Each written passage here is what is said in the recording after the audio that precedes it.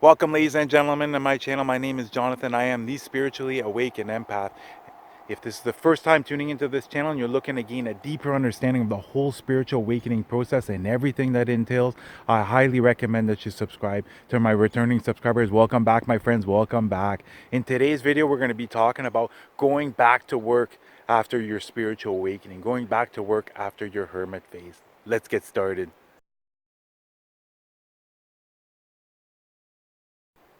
The majority of individuals are able to, at some point, basically retreat from society. Just like me, I ended up having a workplace injury and I was able to retreat from society and really go deep into my hermit phase. And my hermit phase lasted for about 2 months, 2.5 months, where I ended up doing a lot of inner work. I did a lot of peeling back of the layers to truly discover who the authentic person was. And not only this, it's this, you're taking this time to learn all these new spiritual things. Your mind is expanding. You're connecting with your guides and your angels and God. Your intuition is getting heightened. And then after this hermit phase, all of a sudden, your empathic abilities are awakened. But at some point, you have to go back to your old job. You have to reintegrate yourself back into society. And this can leave you feeling slightly fearful and especially anxious.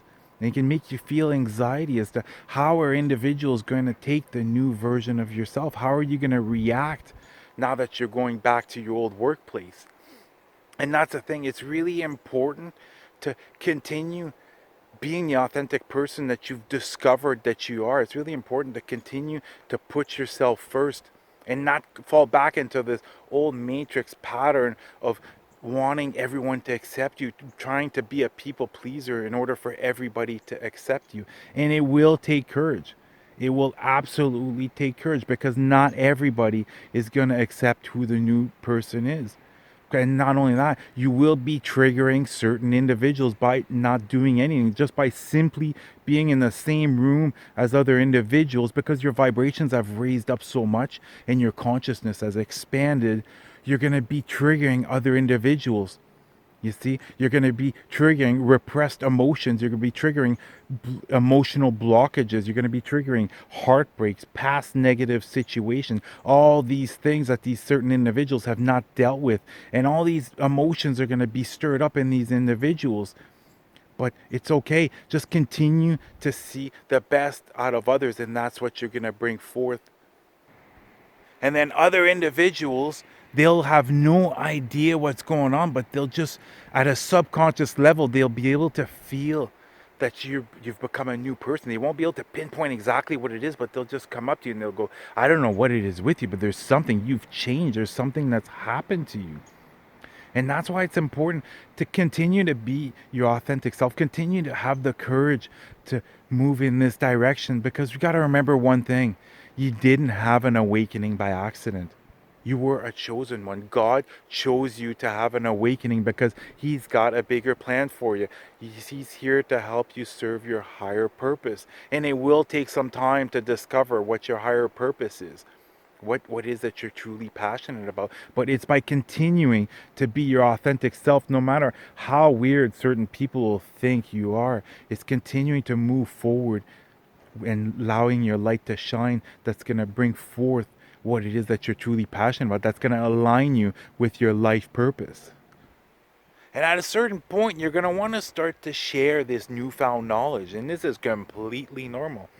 And when it comes to, let's say, your family and your friends, okay, absolutely no problem, because you know these individuals at a personal level.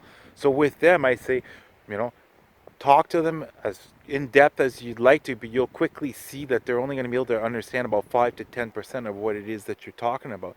But at least with them, you know them on a personal level. Okay, and when it comes to coworkers, let's say you have a coworker you're close with at work, but you never do anything outside of work with this individual, and life seems to be going great for them. Everything, they seem to have all their things together. And then let's say you start talking about in depth as far as law of attraction, how their thoughts create their reality. Okay, I would really be careful with this, because even though everything seems to be fine at work, maybe at home they're struggling financially. Maybe the relationship isn't going quite as well as they pretend that it is, okay? And you have to remember something: is the majority of individuals who are stuck in this matrix are stuck in a victim mentality. They are living out of fear. They are simply trying to survive.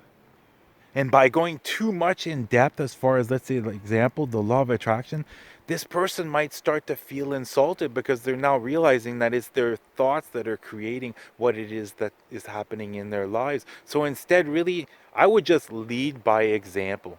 Lead by example and be your authentic self. Don't always try to give the answer that others want, and just simply be yourself and give out your truth. Whatever it is that you truly believe in, speak your truth and allow your light to shine instead. What's really important to understand is going back to this old job is temporary. Okay, you might not have figured out what it is you're passionate about, but it's by continuing to be your authentic self, continuing to have that connection with your guides and your angels and God, and continuing to use your intuition to move forward. That's going to help you discover what it is that you're passionate about. It's going to help you discover what God's plan is for you, what life purpose you're meant to serve.